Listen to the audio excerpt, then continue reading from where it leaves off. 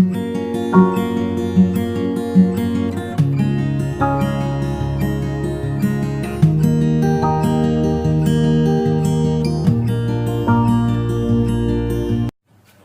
Students, smart commerce study Bangla YouTube চ্যানেলে class নম্বর 14-এ তোমাদের সকলকে স্বাগত জানাই। তোমাদের সঙ্গে এই ক্লাসে আমি অরিজিৎ তোমাদের ক্লাস 11-এর অ্যাকাউন্টেন্সির একটা নতুন টপিক নিয়ে আজকে তোমাদের সঙ্গে ডিসকাস করব, সেটা হচ্ছে সেলস ডে বুক। তো আজকের এই ভিডিওটিতে আমি সেলস ডে বুকের দুটো পার্ট করব। ফার্স্ট পার্টে আমি সেলস ডে বুকের ইন্ট্রোডাকশনটা তোমাদের সঙ্গে ডিসকাস করব, আর সেকেন্ড পার্টে আমি তোমাদেরকে দেখাবো কিভাবে তোমরা সেলস ডে বুকটা পারচেজার সিস্টেমে করবে। আর আজকের এই সেলস ডে বুক শুরু করার আগে আমি তোমাদেরকে একটা খুব বেসিক জিনিসকে বোঝাবো, সেটা তোমরা পারলে একটু নোট ডাউন করে নাও। এই যে আমরা ডে বুক বলছি, এর আগে আমরা পারচেজ ডে বুক শিখেছি, আজকে যেমন সেলস ডে বুক শিখবো। এই যে ডে বুক বলছি, এটার একটা ব্যাপার আছে। তোমরা এর আগে জার্নাল শিখেছিলে, তো এই যে জার্নালটা তোমরা করতে, এই জার্নাল কিন্তু তোমাদের সিলেবাসে যেটা আছে দুটো ভাগে বিভক্ত। একটা হচ্ছে স্পেশাল জার্নাল আর একটা হচ্ছে জার্নাল প্রপার। স্পেশাল জার্নালের আর একটা নাম হচ্ছে ডে বুক। এই স্পেশাল জার্নালে কি হয়, যাবতীয় কিছু ডে বুক গুলো, যেগুলো আমরা এর আগে আমরা পারচেজ ডে বুকটা শিখেছি, তো এই যে পারচেজ ডে বুক এটাও কিন্তু স্পেশাল জার্নালের অন্তর্ভুক্ত। আজকের এই সেলস ডে বুক এটাও একটা স্পেশাল জার্নালের অন্তর্ভুক্ত। আর তোমাদের এই যে স্পেশাল জার্নাল বলছি, এই স্পেশাল জার্নালে কিন্তু মোট 7খানা বই আছে। তোমরা এগুলো পারলে একটু নোট ডাউন করে নাও। ফার্স্ট হচ্ছে পারচেজ ডে বুক, সেকেন্ড হচ্ছে সেলস ডে বুক, থার্ড হচ্ছে পারচেজ রিটার্ন ডে বুক, ফোর্থ হচ্ছে সেলস রিটার্ন ডে বুক, ফিফথ হচ্ছে বিলস রিসিভেবল ডে বুক, সিক্সথ হচ্ছে বিলস পেয়েবল ডে বুক, আর শেষকালে মানে 7 নম্বরে হচ্ছে ক্যাশ বুক। তো এই সমস্ত বইগুলো যে বললাম, এগুলো সবই আমার স্পেশাল জার্নালের অন্তর্ভুক্ত। আর তোমাদের ক্লাস 11-এর ওয়েস্ট বেঙ্গল বোর্ডে মেনলি দুটো ডে বুকই পড়ে, হয় পারচেজ ডে বুক দেবে, নয়তো সেলস ডে বুক দেবে। এই দুটো ডে বুকের মধ্যেই এদিক ওদিক হয়। আর বাকি ডে বুক গুলো কিভাবে করতে হয় সেটাও আজকে আমি এই ভিডিওটিতে তোমাদের সঙ্গে ডিসকাস করে নেব। অবশ্যই ভিডিওটি প্রথম থেকে শেষ পর্যন্ত ফলো করবে, কারণ এই ভিডিওটিতে তোমরা A to Z ইনফরমেশন সমস্ত কিছু পেয়ে যাবে। জার্নাল প্রপার বলতে আমরা মেইনলি জার্নালকেই বোঝাই। যদি কোনো কোম্পানি এই যে ডে বুক গুলো এতক্ষণ বললাম, এগুলো যদি মেনটেন না করে, তাহলে সে সমস্ত কিছু লেনদেন গুলো, ক্যাশেই হোক ধারেই হোক, সমস্ত কিছু লেনদেন গুলো জার্নালে বসাবে। তো আজকের এই ভিডিওটিতে আমি কি বললাম, যে ফার্স্ট পার্টে আমি সেলস ডে বুকের ইন্ট্রোডাকশনটা দেবো, আর সেকেন্ড পার্টে আমি কিভাবে তোমরা সেলস ডে বুকটা পারচেজার সিস্টেমে করবে সেটা দেখাবো। তো সেলস ডে বুকটা কথাটা ভাঙো, তোমরা নিজেরাই পেয়ে যাবে, যেমন এর আগে তোমরা পারচেজ ডে বুক শিখেছিলে। তো যে দৈনন্দিন বইয়েতে ধারে বিক্রয় সংক্রান্ত লেনদেনগুলো লিপিবদ্ধকরণ করা হয়, তাকে সেলস ডে বুক বলা হয়। এই যে ধারে বিক্রয় কেন বললাম, কারণ আমরা জানি যে সমস্ত কিছু ক্যাশে বিক্রয়, ক্যাশে ক্রয়, সমস্ত কিছু লেনদেনগুলো আমরা ক্যাশ বুকে বসাই। সেই জন্যই আমরা যাবতীয় কিছু যেগুলো সেল গুলো করবো, যেগুলো ধারে হবে, তো সেই ধারে সেল গুলোই আমরা শুধুমাত্র সেলস ডে বুকে বসাবো। আর সেলস ডে বুক করতে গেলে আমি তোমাদেরকে 3টে পয়েন্ট অবশ্যই নোট ডাউন করতে বলবো। ফার্স্ট হচ্ছে যে সেলস ডে বুকে কখনো ক্যাশে বিক্রয় সংক্রান্ত লেনদেনগুলো বসবে না। সেকেন্ড, সেলস ডে বুকে অবশ্যই সমস্ত কিছু বিক্রয় কর্ম যা যা হবে সেটা অবশ্যই দৈনন্দিন ভিত্তিতে হতে হবে। আর থার্ড হচ্ছে কি না, কোম্পানি শুধুমাত্র ব্যবসায়িক পণ্যটাই বিক্রি করতে পারবে, মানে কোম্পানি থেকে যে উৎপাদিত দ্রব্যটা হবে সেটাই কিন্তু বিক্রি করতে পারবে। মানে ধরো সাপোজ যে কোনো কোম্পানি তার ফার্নিচারের দোকান, সে যাবতীয় কিছু ফার্নিচার যেগুলো সে বিক্রি করবে সেগুলো আমরা সেলস ডে বুকে বসাবো। সেই কোম্পানির যদি কোনো ব্যক্তিগত ল্যান্ড বিল্ডিং বা প্ল্যান্ট মেশিনারি এরকম যদি কিছু থাকে, সেগুলো বিক্রি করতে পারবে, কিন্তু সেগুলো আমরা সেলস ডে বুকে বসাবো না। অর্থাৎ কি না, সেলস ডে বুকে সবসময় ব্যবসায়িক পণ্যগুলোকেই বসাবো। এবার আমার ইন্ট্রোডাকশনে সমস্ত কিছু ডিসকাস করা হয়ে গেল। এবার তোমরা একটু সেলস ডে বুকের ঘরটাকে একটু নোটিস করো। এখানে আমি ডেটের ঘর করেছি, যাবতীয় কিছু ডেট আমার যা যা আসবে সমস্ত কিছু আমরা ডেটের ঘরে বসাবো। পার্টিকুলার্সে আমার কাস্টমারের নাম, মানে আমি কাকে কাকে ধারে সেল করেছি, তো সেই সমস্ত কাস্টমারের নাম এখানে বসবে, এবং তার সেই সমস্ত কাস্টমারের আন্ডারে কি কি আমার অ্যাডজাস্টমেন্ট হয়েছে বিক্রয়ের সাথে, সেগুলো পার্টিকুলার্সে হবে। সেলস ইনভয়েস নাম্বার কেটেছি, এসএলএফ, এগুলো কিছু লেখার দরকার নেই। এসএলএফ মানে হচ্ছে সেলস লেজার ফোলিও, এগুলো তোমাদের কিছু লেখার দরকার নেই, জাস্ট আমি টেনে রেখে দেবে। গ্রস অ্যামাউন্ট, নিট অ্যামাউন্ট, এই যে বললাম পার্টিকুলারসে যে বিক্রয়ের সাথে কিছু অ্যাডজাস্টমেন্ট থাকলে সেগুলো করবো।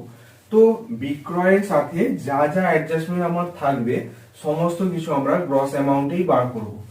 আর এক একটা কাস্টমারের আন্ডারে সমস্ত কিছু যখন হয়ে যাবে অ্যাডজাস্টমেন্ট, সেই টোটাল অ্যামাউন্টটা আমরা কি করব না নিট অ্যামাউন্টে, এই যে নিট অ্যামাউন্টের ঘর করেছি, এই নিট অ্যামাউন্টের ঘরে বসে যাবে।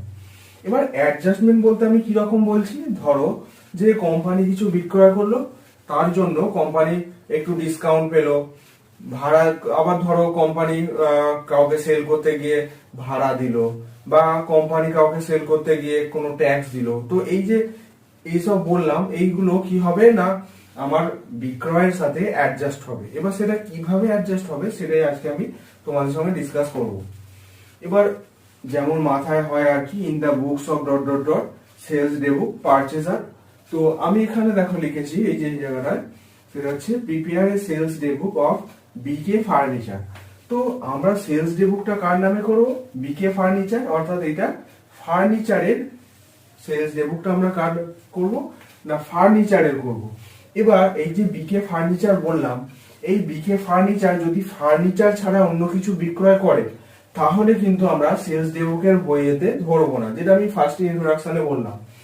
তো in the books of dot dot dot এখানে তোমরা লিখে নাও বিকে ফার্নিচার, যেমন প্রত্যেকটা বইতে তোমরা শিখে এসেছো। এবার তোমরা এখানে দেখতে পাচ্ছ যে আমি কিছু ধারে বিক্রয় সংক্রান্ত লেনদেন গুলোকে লিখেছি, যেগুলো আমি কি করব না এই ডেবুকে পোস্টিং করব। তো এবার দেখো 2017 এপ্রিল 2, এটা ডেটের ঘর দিলাম আমি, এপ্রিল 2। এবার এই সেলস ডেবুকটা কিভাবে তোমরা পারচেজার সিস্টেমে করবে, তোমরা এর আগে পারচেজ ডেবুক শিখে এসেছো।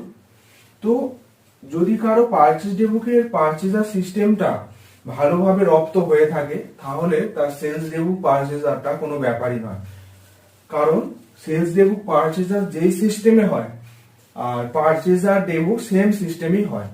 আর তোমাদের যদি পারচেজ ডেবুকটা না জানা থাকে, আমার ক্লাস নম্বর 11-12টা একটু দেখে নিতে পারো। তো আমরা সেলস ডেবুক পারচেজারটা যেভাবে শিখেছিলাম পারচেজ ডেবুক পারচেজার সিস্টেমে সেই রকমই হবে। তো ফার্স্টে আমরা কি করব, ফার্স্টে আমরা কাস্টমারের নাম বসাবো। এই যে ফ্যান্সি হাউস নিউ দিল্লি আছে, এটা আমরা ফার্স্টে বসিয়ে দেবো।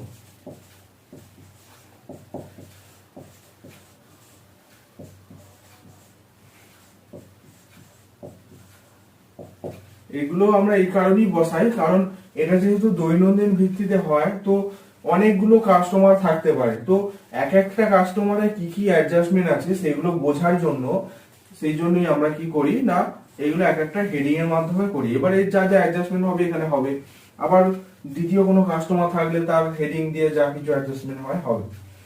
তো এবার দেখো আমরা কি করেছি না 60 চেয়ার বিক্রি করেছি, এক একটা কত 400 টাকা করে। তো ফার্স্টই এরকম লিখে নাও 60 চেয়ার্স @ রুপিস কত টাকা, 400 টাকা।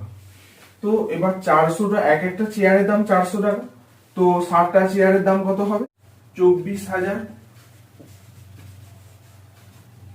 এরপর দেখো আরো একটা বিক্রয় করেছে, সেটা কি না 20 টেবিলস @ 2,500 ইচ। তো 20টা টেবিল বিক্রি করেছে, এক একটা দাম কত করে 2,500 টাকা করে। তো এগুলো আমি ফার্স্টে লিখে দিলাম।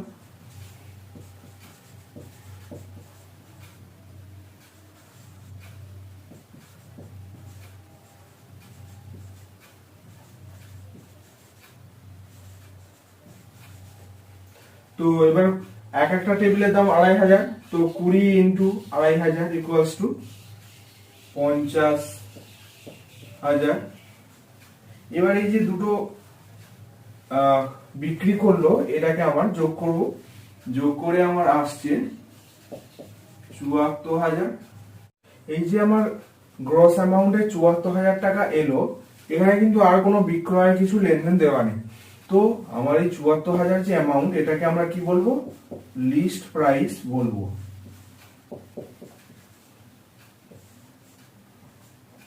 এরপর আমার কি আগেই বললাম যে আমার বিক্রয়ের সাথে আরো কিছু লেনদেন থাকতে পারে, মানে হয়তো ভাড়া দিতে হয়েছে বা কোনো ট্যাক্স দিতে হয়েছে, তো সেই সমস্ত অ্যাডজাস্টমেন্ট গুলো এর পরে পরে আসবে। ফার্স্টে আছে ট্রেড ডিসকাউন্ট @10%। তো আমরা ট্রেড ডিসকাউন্ট থাকলে কি করি? অবশ্যই সেটা লেস করি। তো এক্ষেত্রেও আমরা লেসই করব।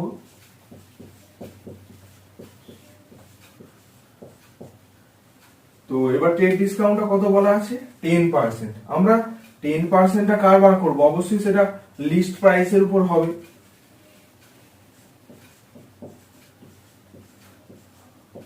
এই যে আমরা ট্রেড ডিসকাউন্টটা বাদ দিলাম, এরও একটা কারণ আছে, তোমরা অনেকেই জানো। ফার্স্ট হচ্ছে যে এটা একটা পারচেজার সিস্টেমের এটা একটা রুল, ট্রেড ডিসকাউন্ট বাদ দিতে হয়।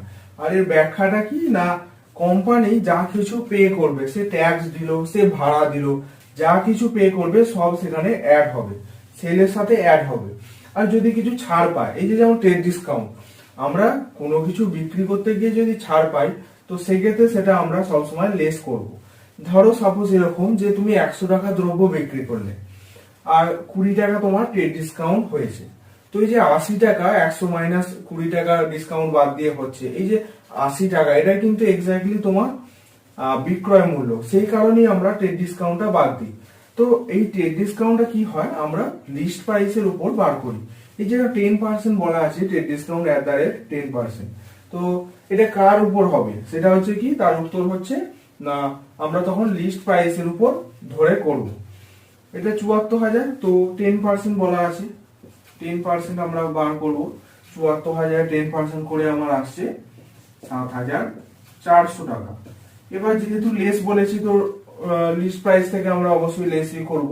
তো ৭৪,০০০ থেকে ৭,৪০০ আমার মাইনাস করে আসছে ৬৬,৬০০ টাকা।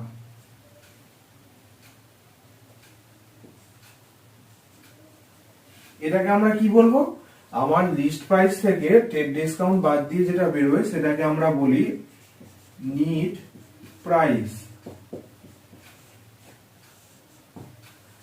এত পর্যন্ত বোঝা গেছে? এরপর হচ্ছে ভ্যাট। দেখো আমরা কিন্তু এরপর কিন্তু এক্সাইজ ডিউটি যোগ করতাম, দিয়ে যোগ করে যেটা আসতো সেটা আমরা কি বার করতাম? সেটা আমরা গ্রস প্রাইস বলতাম। কিন্তু এক্ষেত্রে কিন্তু আমার এক্সাইজ ডিউটি যেহেতু এই লেনদেনে দেওয়া নেই, আমার এই নিট প্রাইসটাই কিন্তু গ্রস প্রাইস ধরতে হবে। এর আগের ভিডিওতে আমি সেটাই কিন্তু বলেছিলাম। তো যেহেতু দেওয়া নেই, এবার ভ্যাট যে 5% বলা আছে, ভ্যাটটা মেনলি কি হয়, গ্রস প্রাইসের উপর বের হয়। কিন্তু আমার এখানে যেহেতু গ্রস প্রাইস নেই, তো আমার নিট প্রাইসটাই গ্রস প্রাইস ধরতে হবে। আর ভ্যাট হচ্ছে কি না, ভ্যালু অ্যাডেড ট্যাক্স, এটা একটা ট্যাক্স। তো কোম্পানিকে যদি ট্যাক্স দিতে হয়, কিছু পে করতে হয়, অবশ্যই সেটা একটা যোগ হবে। তো আমি কি করব, এখানে অ্যাড করে দেবো ভ্যাট। এবার এই যে 5% আমি বললাম যে নিট প্রাইসের উপর ধরতে হবে, কারণ এখানে আমার গ্রস প্রাইস দেওয়া নেই। তো ৬৬,৬০০ এসেছে আমার নিট প্রাইস, তার সাথে 5% করে হবে ৬৬,৬০০ ইন্টু 5% ইকুয়ালস টু ৩,৩৩০ টাকা। এবার এটা অ্যাড করে আমার আসছে ৬৯,৯৩০ টাকা। এবার আমার এখানে দেখো ফ্যান্সি হাউসের আরো একটা অ্যাডজাস্টমেন্ট আছে, সেটা কি না, ক্যারেজ ১,০০০ টাকা। তো ভাড়া দিচ্ছে, তার মানে সেটা পে করছে। এখানে অ্যাড বলে আমি ১,০০০ টাকা, ক্যারেজ বলে ১,০০০ টাকা বসিয়ে দেবো। ১,০০০ টাকা। তো যাবতীয় কিছু অ্যাডজাস্টমেন্ট যেগুলো আমার হবে, সমস্ত কিছু আমরা গ্রস অ্যামাউন্টে বার করব।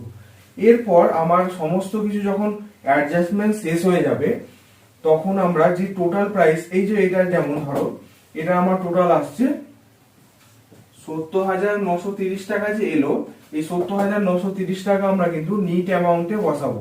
যেহেতু এখানে আর কোনো অ্যাডজাস্টমেন্ট নেই, তাই এটাই হলো আমার নিট অ্যামাউন্ট, অর্থাৎ টোটাল প্রাইস।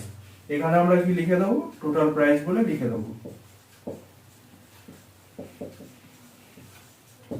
তো আমার 2 তারিখের যে কাস্টমারের যাবতীয় কিছু লেনদেন যেগুলো করার ছিল সেগুলো আমার হয়ে গেছে। এবার আরো একটা দেখো 18 তারিখে আছে sold to Pandey furniture house Allahabad. এই যে আমি লেস অ্যাড এরকম করছি, এগুলো কিন্তু একটা সিস্টেমে হচ্ছে। যে ফর্মুলাটা আমি পারচেজার সিস্টেমে আমি তোমাদের সঙ্গে ডিসকাস করেছিলাম, তো সেই ফর্মুলা ধরে কিন্তু হচ্ছে প্রত্যেকটা জিনিস। এবার এই 18 তারিখে তো পান্ডে ফার্নিচার হাউস এলাহাবাদ এটা প্রথমে লিখতে হবে, যেমন এর আগেটা হলো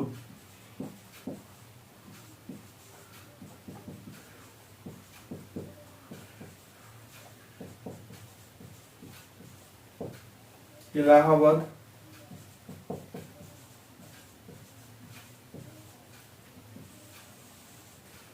এবার এই কাস্টমারে যা যা আমার অ্যাডজাস্টমেন্ট হবে সেগুলো আমরা এখানে বার করবো এর আন্ডারে। তো প্রথমেই আছে 25টা টেবিলস, এক একটার দাম হচ্ছে 3200 টাকা করে।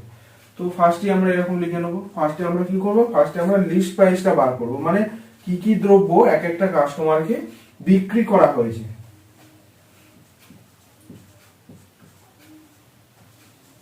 তো 25টা টেবিলস @3200 টাকা করে এক একটা। তো 25টা ইন্টু 25 ইন্টু 3200 ইকুয়ালস টু, এগুলো কিন্তু আমরা সমস্ত কিছু গ্রস অ্যামাউন্টই বার করব, 60,000। এরপর 15 সোফা সেটস @7200 টাকা। তো এক একটার দাম 7200 টাকা, আমার 15টা সোফা আছে।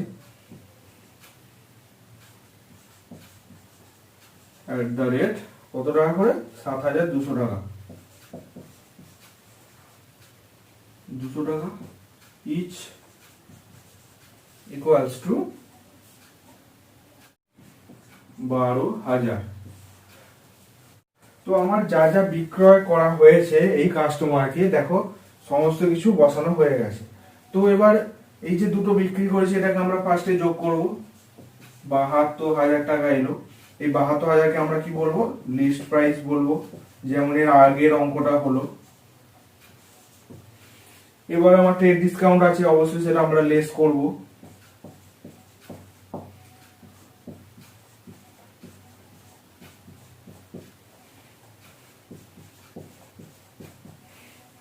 তো 10% আমরা গ্রস লিস্ট প্রাইসের উপর ধরবো, মানে 10%।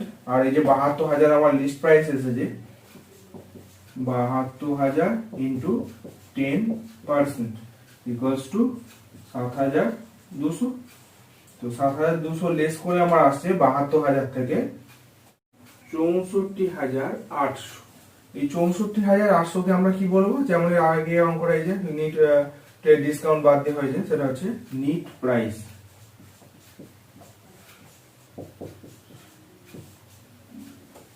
এরপর আমার এক্সাইজ ডিউটি যেহেতু নেই, তার মানে আমার নিট প্রাইসটাই আমার গ্রস প্রাইস হবে। তো ভ্যাটটা আমরা কি করব, ভ্যাটটা আমরা এই যে নিট প্রাইস 64,800 টাকা এসেছে এর উপরই বার করব। তো এখানে অ্যাড ভ্যাট যেহেতু একটা ট্যাক্স, তো সেই জন্য আমরা অ্যাড করলাম। কত বলা আছে, 50%। আর আমার নিট অ্যামাউন্ট হচ্ছে, নিট প্রাইস 64,800 টাকা ইন্টু কত, 50%। তো 64,800 50% করে আমার আসছে 32,400 টাকা। তো এবার 32,400 থেকে এটা অ্যাড করলাম, অ্যাড করে আমার আসছে 97,200 টাকা। এরপর আমার একটা ক্যারেজ আছে, মানে আমাকে ভাড়া দিতে হয়েছে, সেটা কত, 1200 টাকা। তো আমরা এখানে অ্যাড ক্যারেজ বলে বসিয়ে দেবো, কত টাকা, 1200 টাকা। তো আমরা এখানে 1200 টাকা বসিয়ে দেব। এবার এই 1200 টাকা আমার যোগ করে এখানে যে আর দেখো কিছু লেনদেন কিন্তু আমার এই যে কাস্টমারটা ছিল, আর কোনো লেনদেন আমার অ্যাডজাস্টমেন্ট নেই। তো এবার এই যে সমস্ত কিছু দেখো আমার বসানো হয়ে গেছে। তো এবার আমার নিট অ্যামাউন্ট অর্থাৎ আমার টোটাল প্রাইসটা আসবে। তো 97,200 থেকে 1200 যোগ করে হচ্ছে 98,400 টাকা। এই যে এলো এটা 98,400, তো এটা আমরা সেম এখানে যেমন টোটাল প্রাইস বলেছি, তো এটাকে আমরা টোটাল প্রাইস বলবো। তো আমার 2 নম্বর কাস্টমারের যা যা অ্যাডজাস্টমেন্ট ছিল বসানো হয়ে গেল। এবার 27 বলা আছে sold old furniture to Kapoor furniture Mumbai for cash. তো আমি এর আগে বলেছি যে আমরা সেলস ডে বুকে কখনোই ক্যাশ সেল গুলো বসাবো না, তো সেই কারণেই এই অ্যাডজাস্টমেন্টটা আমার কিছু হবে না। তো সেলস ডে বুকটা আমার যা যা ডিসকাস করার ছিল আমার এখানেই শেষ হলো। আশা করছি পুরো ভিডিওটা তোমাদের সামনে ক্লিয়ার হয়ে গেছে। আর কোনো যদি ডাউট থাকে সেলস ডে বুক সম্পর্কে আমাকে কমেন্ট বক্সে জানিও, আমি অবশ্যই উত্তর দেওয়ার চেষ্টা করব। আর ভিডিওটি অবশ্যই লাইক, কমেন্ট এবং শেয়ার করো, আর সাবস্ক্রাইব অবশ্যই করবে।